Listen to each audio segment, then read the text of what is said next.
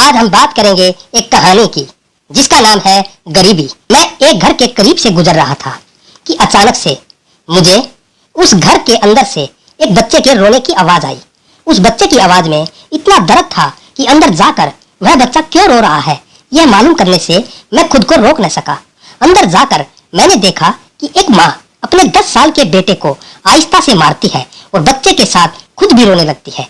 मैंने आगे होकर पूछा, बहन जी आप इस छोटे बच्चे से क्यों मार रही हो जबकि आप खुद भी रोती हो? उसने जवाब दिया, भाई साहब इसके पिताजी भगवान को प्यारे हो गए हैं और हम लोग बहुत ही गरीब हैं। उनके जाने के बाद मैं लोगों के घरों में काम करके घर और इसकी पढ़ाई का खर्च बामुश्किल उठाती हूँ और यह कमबख्त स्कूल रोजाना देर से जाता है और रोजाना घर देर से आता है। जाते हुए रास्ते में कहीं खेल कूद में लग जाता है और पढ़ाई की तरफ जरा भी ध्यान नहीं देता है, जिसकी वजह से रोजाना अपने स्कूल की वर्दी गंदी कर लेता है। मैंने बच्चे और उसकी माँ को जैसे तैसे थोड़ा समझाया और चल दिया। इस घटना को कुछ दिन ही बीते थे कि एक दिन सुबह सुबह कुछ काम से मैं सब्जी मंडी गया तो अचानक मेरी नजर उसी 10 साल के बच्चे पर पड़ी जो रोजाना घर से मार खाता था। मैं क्या देखता हूँ कि वह बच्चा मंडी में घूम रहा है और जो दुकानदार अपनी दुकान के लिए सब्जी खरीद कर अपनी बोरियों में डालते तो उनमें से कोई सब्जी जमीन पर गिर जाती थी, वह बच्चा उसे फौरन उठाकर अपनी झोली में डाल लेता है। मैं यह नजारा देखकर परेशानी में सोच रहा था कि ये चक्कर क्या है। मैं उस बच्चे का चोरी चोरी पीछा करने लगा। जब उसकी झोली सब्जी से भर गई तो वह सड़क के किनारे बैठकर उसे ऊंची ऊंची आवाजें लगाकर वह सब्जी बेचने लगा। मुंह पर मिट्टी, गंदी वर्दी और आंखों में नमी। ऐसा महसूस हो रहा था कि ऐसा दुकानदार जिंदगी में पहली बार देख रहा हूँ। अचानक एक आदमी अपनी दुकान से उठा जिसकी दुकान के सामने उस बच्चे ने अपनी नन्ही सी दुकान लगाई थी। उसने आते ही एक जोरदार लात मारकर उस नन्ही दुकान को एक ही झटके में रोड पर बिखेर दिया और बाजुओं से पकड़कर उस बच्चे को भी उठाकर धक्का दे दिया।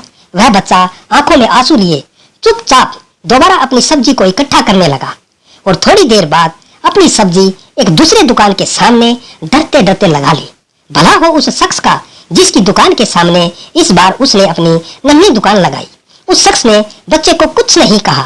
थोड़ी सी सब्जी थी, ऊपर से बाकी दुकानों से कम कीमत, जल्द ही बिक्री हो गई और वह बच्चा उठा और बाजार में एक कपड़े वाली दुकान में दाखिल हुआ और दुकानदार को वह पैसे देकर दुकान में पड़ा अपना स्कूल बैग उठाया और बिना कुछ कहे वापस स्कूल की ओर चल पड़ा और मैं भी उसके पीछे पीछे चल रहा था। बच्चे ने रास्ते में अपना मुंह धोकर स्कूल चल दिया। मैं भी उसके पीछे स्कूल चला गया। जब वह बच्चा स्कूल गया तो 1 घंटा लेट हो चुका था, जिस पर उसके टीचर ने डंडे से उसे खूब मारा। मैंने जल्दी से जाकर टीचर को मना किया कि मासूम बच्चा है, इसे मत मारो। टीचर कहने लगे कि यह रोजाना 1-1.5 घंटे लेट से ही आता है और मैं रोजाना इसे सजा देता हूँ कि डर से स्कूल वक्त पर आए और कई बार इसके घर पर भी खबर दे चुका हूँ। खैर बच्चा मार खाने के बाद क्लास में बैठकर पढ़ने लगा। मैंने उसके टीचर का मोबाइल नंबर लिया और घर की तरफ चल दिया। घर पहुंचकर एहसास हुआ कि जिस काम के लिए सब्जी मंडी गया था वह तो भूल ही गया। मासूम बच्चे ने घर आकर माँ से एक बार फिर मार खाई। सारी रात मेरा सर चकराता रहा। सुबह उठकर फौरन बच्चे के टीचर को कॉल की कि मंडी टाइम पर हर हालत में पहुंच जाना और वो मान गए। सूरज निकला और बच्चे का स्कूल जाने का वक्त हुआ। बच्चा घर से सीधा मंडी अपनी नन्ही दुकान का इंतजाम करने निकला। मैंने उसके घर जाकर उसकी माँ को कहा कि बहन जी आप मेरे साथ चलो, मैं आपको बताता हूँ आपका बेटा स्कूल क्यों देर से जाता है। वह फौरन मेरे साथ मुंह में यह कहते हुए चल पड़ी कि आज इस लड़के की मेरे हाथों खैर नहीं है, छोड़ूंगी नहीं उसे। आज मंडी में लड़के का टीचर भी आ चुका था। हम तीनों ने मंडी की 3 जगहों पर पोजीशन संभाल ली और उस लड़के को छुप कर देखने लगे। आज भी उसे काफी लोगों से डांट फटकार और धक्के खाने पड़े और आखिरकार वह लड़का अपनी सब्जी बेचकर कपड़े वाली दुकान पर चल दिया।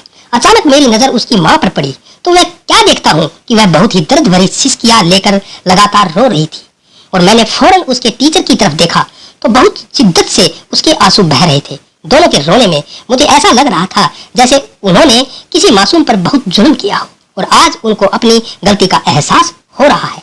उसकी माँ रोते रोते घर चली गई और टीचर भी सिसकियां लेते हुए स्कूल चला गया।